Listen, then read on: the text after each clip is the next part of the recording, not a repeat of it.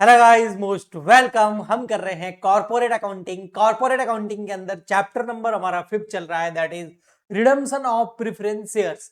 इस चैप्टर का आज का लेक्चर नंबर 2 है और आज के लेक्चर के अंदर हम अकाउंटिंग की ओर चलेंगे, जर्नल एंट्रीज बनाना सीखेंगे रिडम्पशन ऑफ प्रेफरेंस शेयर्स की। देखो, प्रेफरेंस शेयर्स का रिडम्पशन अगर आपको करना है, ठीक है, तो उसके दो मेजर तरीके मेथड बताए हैं। फर्स्ट मेथड है आउट ऑफ डिविजिबल प्रॉफिट। ठीक है, अब डिविजिबल प्रॉफिट क्या है ये कल के लेक्चर में बताया था, आज अकाउंटिंग एंट्री में और बता दूंगा। सेकंड नंबर है proceeds received from issue of या फ्रेश इशू ऑफ शेयर्स। दोनों का मतलब क्या है? इसका मतलब ये है आउट ऑफ डिविजिबल प्रॉफिट का कि आपकी बैलेंस शीट के अंदर जो रिजर्व एंड सरप्लस हेड है उसके अंदर जो आपका जनरल रिजर्व पड़ा है, पीएनएल पड़ा है, डिविडेंड इक्वलाइजेशन रिजर्व पड़ा है, या फिर अदर रेवेन्यू रिजर्व पड़े हैं, जो हमने लेक्चर नंबर 1 में पढ़े थे कि कौन कौन से रिजर्व्स आप यूज कर सकते हैं। इन रिजर्व में जो पैसा पड़ा है उसको क्या करो, आप एक नए रिजर्व सीआरआर में ट्रांसफर कर दो और उसके बाद में आप डिविजिबल प्रॉफिट का यूज कर लोगे। ये डिविजिबल प्रॉफिट ही होते हैं, इसको सीआरआर में ट्रांसफर करो और रीपेमेंट कर दो या रिडम्पशन कर दो प्रेफरेंस शेयर्स का।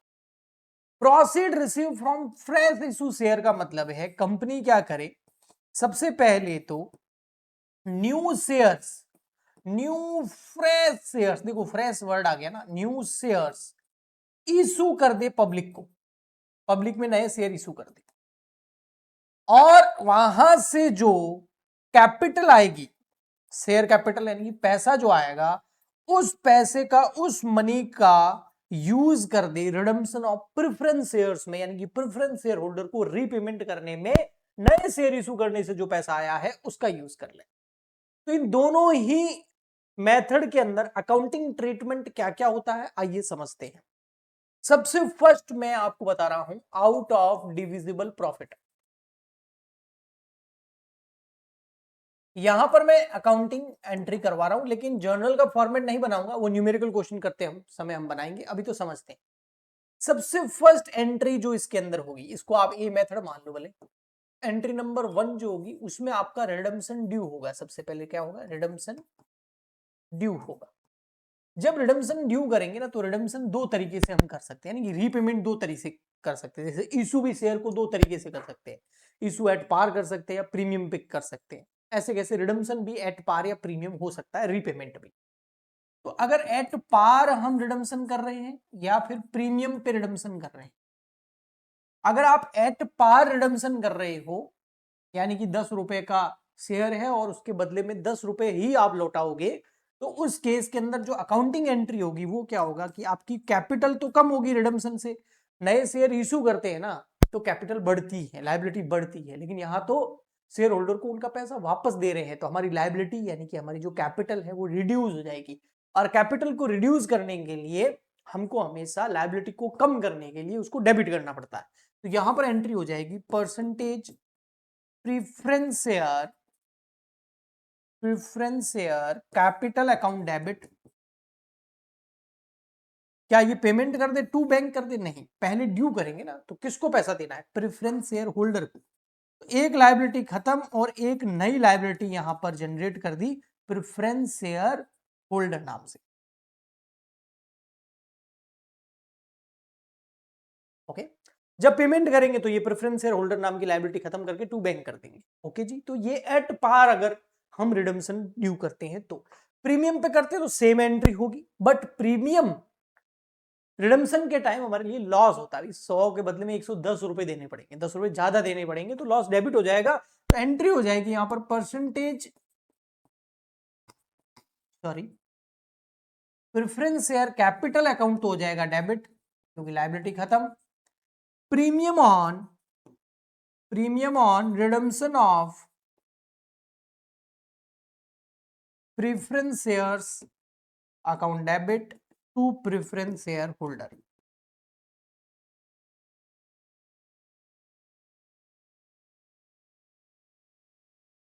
ये हो गई ड्यू की एंट्री। हम out of divisible profit redemption कर रहे हैं ना, तो ड्यू में दोनों में से कोई एक एंट्री हो जाएगी। नेक्स्ट एंट्री जो होगी, क्योंकि हम डिविजिबल प्रॉफिट का यूज कर रहे हैं, तो हमें यहां पर जैसे ये प्रेफरेंस शेयर जो कैपिटल है इसकी व्यवस्था करनी होगी। इस केस में तो ओनली कैपिटल, कैपिटल में भी जो नॉमिनल वैल्यू है, नॉमिनल वैल्यू मतलब प्रीमियम वगैरह का इफेक्ट नहीं देना है। जैसे 1 लाख शेयर है और एक शेयर 10 रुपए का है, तो 10 लाख रुपए, उसके लिए हमें सीआरआर बनाना पड़ेगा। यहां पर जैसे 1 लाख शेयर है और एक शेयर है 10 रुपए का, तो 10 लाख रुपए हो गए। तो उसके लिए शेयर कैपिटल के लिए तो हम सीआरआर बनाएंगे, चाहे इस सिचुएशन में हो चाहे इस सिचुएशन में हो। जो आपकी नॉमिनल वैल्यू होती है शेयर फेस वैल्यू जो होती है टोटल, उसका तो हमेशा सीआरआर बनेगा, क्योंकि आउट ऑफ डिविजिबल कर रहे हैं। यहां पर आपको प्रीमियम की व्यवस्था करने की जरूरत नहीं है, यहां पर आपको अलग से प्रीमियम के लिए भी पैसा चाहिएगा, है ना। मान लेते हैं 1 रुपया पर शेयर प्रीमियम है और 1 लाख शेयर है, तो 1 लाख रुपए यहाँ, तो टोटल यहाँ 11 लाख रुपए देने होंगे। यहाँ जैसे 10 लाख शेयर कैपिटल, 1 लाख रुपए के प्रीमियम, तो टोटल 11 लाख रुपए की व्यवस्था करनी है। तो इसके लिए तो सीआरआर बन जाएगा और ये प्रीमियम की व्यवस्था हम अलग से करेंगे। लेकिन यहां पर तो आपको ओनली 10 लाख रुपीज ही देने हैं, तो ओनली सीआरआर बनाना पड़ेगा। ओके, तो चलिए हम सीआरआर क्रिएट करते हैं। सेकेंड एंट्री के अंदर सीआरआर, तो उस केस के अंदर क्या होगा, सीआरआर का पैसा कहां से आएगा, या तो आएगा जनरल रिजर्व अकाउंट से, जनरल रिजर्व से आएगा, तो जनरल रिजर्व अकाउंट डेबिट हो जाएगा, क्योंकि जनरल रिजर्व एक लायबिलिटी, वहां से पैसा निकाल रहे हैं, तो लायबिलिटी कम होगी तो डेबिट करो। या फिर स्टेटमेंट ऑफ पीएनएल, या फिर आपके पास कोई डिविडेंड इक्वलाइजेशन रिजर्व पड़ा है तो वहां से, या फिर कोई भी अदर रेवेन्यू रिजर्व जो मैंने आपको लिस्ट बताई थी लेक्चर नंबर 1 के अंदर। अगर सर जनरल रिजर्व में ही 10 लाख रुपए पड़े हैं तो यहां से नहीं निकालेंगे, पूरा पैसा यहीं से निकाल देंगे। ओके, 2 कैपिटल रिडम्पशन रिजर्व, ये क्या है सर, वही सीआरआर की फुल फॉर्म है, कैपिटल रिडम्पशन रिजर्व। अब अगर ये एट पार रिडम्पशन कर रहे हैं तो ओनली सीआरआर ही क्रिएट करना है, लेकिन प्रीमियम पे कर रहे हैं तो सीआरआर के अलावा प्रीमियम की भी व्यवस्था करनी है। अगर प्रीमियम की व्यवस्था इशू करते टाइम ही कर दी गई है ना, जब इशू करते हैं share on the terms of redemption of, है ना, रिडम्पशन पे की टर्म्स पे इशू किए थे, और इशू करते टाइम प्रीमियम की व्यवस्था कर ली गई है, रिडम्पशन वाले प्रीमियम की व्यवस्था, तो कोई एक्स्ट्रा एंट्री नहीं होगी। लेकिन अगर पहले से प्रीमियम की व्यवस्था नहीं की गई है तो यहां जरूर करेंगे premium on if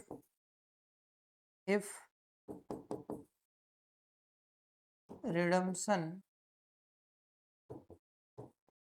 on premium, अगर रिडम्पशन हम प्रीमियम पे कर रहे हैं तो उस केस के अंदर जो यहाँ पर प्रीमियम ऊपर डेबिट हुआ है, देखो यहाँ पर एंट्री में प्रीमियम डेबिट हुआ है ना, ये देखो premium on redemption of preference share, ये क्रेडिट हो जाएगा। और ये व्यवस्था कहां से कर सकते हैं, तो सिक्योरिटीज प्रीमियम अकाउंट अगर आपके पास पड़ा है, नए शेयर वगैरह इशू किए हैं कभी आपने और प्रीमियम में पैसा पड़ा है, उसका यूज कर सकते हो।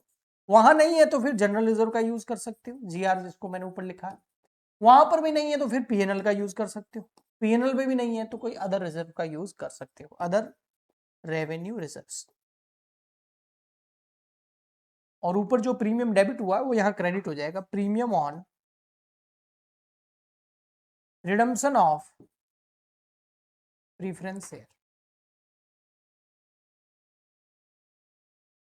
ठीक है, बस इसके बाद सर, इसके बाद एक एंट्री और होगी, वो क्या, इन शेयर होल्डर को पेमेंट कर दो। तो प्रेफरेंस शेयर होल्डर जो यहाँ पर क्रेडिट हो रहा है ये हो जाएगा डेबिट, और 2 कर देंगे bank.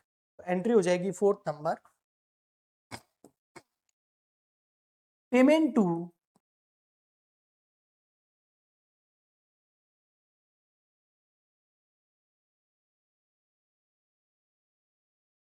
Preference share holder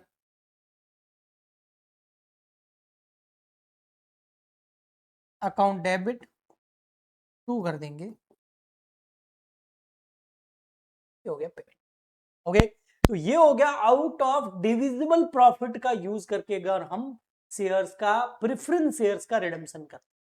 second में आपको समझाता हूं, अगर नए शेयर इशू करके, सेकंड मेथड हमारा नए शेयर इशू करके उससे जो पैसा आएगा उससे अगर रिडम्पशन करे तो, है ना, redemption of preference shares by proceeds received from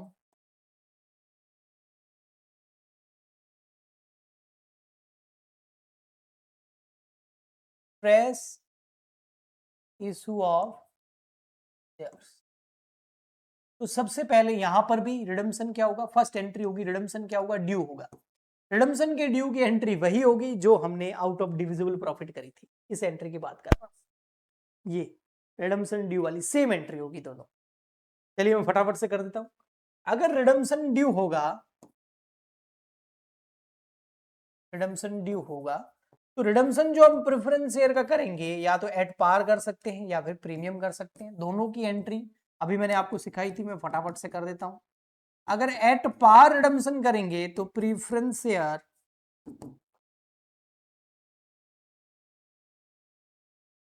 capital account debit to preference share holder हो जाएगा।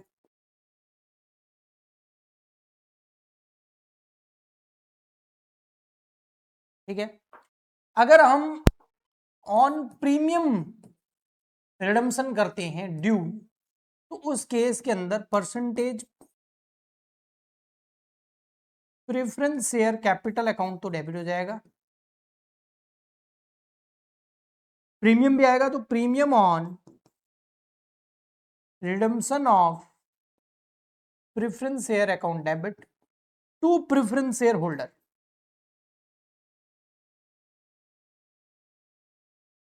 तो फर्स्ट एंट्री में कोई प्रॉब्लम नहीं है।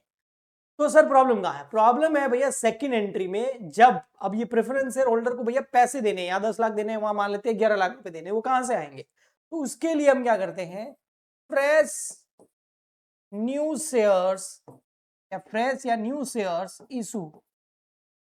जब नए शेयर इशू होंगे तो रिडम्पशन की तरह शेयर इशू भी दो तरीके से होते हैं, या तो एट पार आप इशू कर सकते हो, नए शेयर इशू कर रहे हैं पब्लिक में, प्रेफरेंस शेयर होल्डर को शेयर नहीं दे रहे हैं, नए शेयर इशू कर रहे हैं पब्लिक में, वहां से जो पैसा आएगा रिडम्पशन करेंगे। तो एट पार या फिर ऑन प्रीमियम। फर्क क्या है पता है? जब नए शेयर पब्लिक में इशू करते हैं तो प्रीमियम फायदा होता है, रिडम्पशन के टाइम लॉस होता है। तो यहां पर जब हम नए शेयर इशू करेंगे तो क्या एंट्री होगी भाई, एप्लीकेशन अलॉटमेंट क्या होगा, हो सकता है आप कर लो एंट्री, बढ़िया रहेगा। क्या करो, फर्स्ट एंट्री हो जाएगी, मान लेते हैं बैंक अकाउंट डेबिट टू, अगर इक्विटी शेयर कर रहे हो तो इक्विटी, प्रेफरेंस कर रहे हो तो प्रेफरेंस, मैं मान लेते हैं इक्विटी शेयर इशू कर रहे हैं तो equity share application account, application and allotment साथ में ही कर लो मान लेते हैं, इसकी जगह आप सीधा शेयर कैपिटल भी लिख सकते हो। सेकेंड एंट्री हो जाएगी, ये तो हो गया आपका एप्लीकेशन मनी रिसीव्ड, ठीक है, अपन करते हुए आए पहले से। सेकेंड एंट्री हो जाएगी, ये फर्स्ट चैप्टर में किया था अपने, है ना। सेकेंड एंट्री क्या हो जाएगी, ये जो equity share application and allotment account है ये डेबिट हो जाएगा। ये शेयर्स इशू करने की एंट्री है, चैप्टर नंबर फर्स्ट में हम सीख चुके हैं। ये नीचे आ जाएगा इक्विटी शेयर कैपिटल,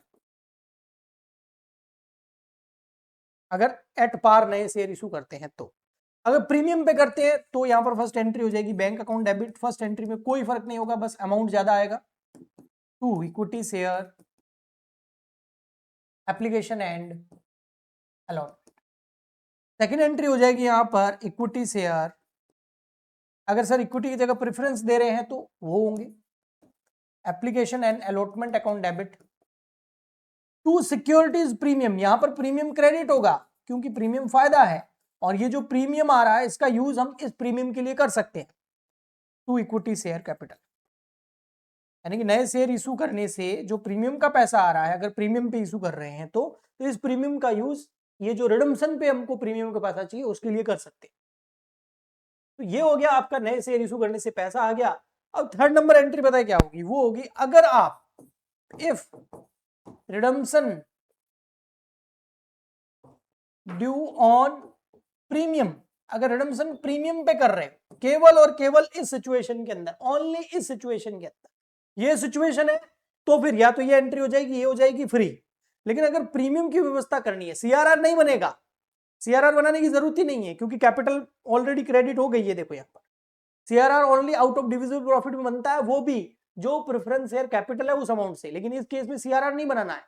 लेकिन जो प्रीमियम का पैसा एक्स्ट्रा देना 1 लाख रुपए, उसके लिए आपको प्रीमियम की व्यवस्था करनी पड़ेगी और उसके लिए आप इस सिक्योरिटी प्रीमियम का भी यूज कर सकते हो। तो इस केस के अंदर जो सिक्योरिटीज प्रीमियम अकाउंट है वो डेबिट हो जाएगा, या फिर उसमें नहीं है तो जनरल रिजर्व से ले लो, जनरल रिजर्व से नहीं है तो पीएनएल से ले लो, अदर रेवेन्यू रिजर्व से ले लो, और प्रीमियम जो रिडम्पशन वाला है उसकी व्यवस्था तो करनी पड़ेगी। सीआरआर नहीं बनेगा लेकिन प्रीमियम की व्यवस्था करनी पड़ेगी, premium on redemption of preference shares, लेकिन वो ऑलरेडी कर रखी है व्यवस्था तो फिर नहीं करना पड़ेगा। और लास्ट में 4th नंबर एंट्री हो जाएगी आपकी payment to preference share holder. इस केस के अंदर आपका जो preference share holder first entry में क्रेडिट हुआ है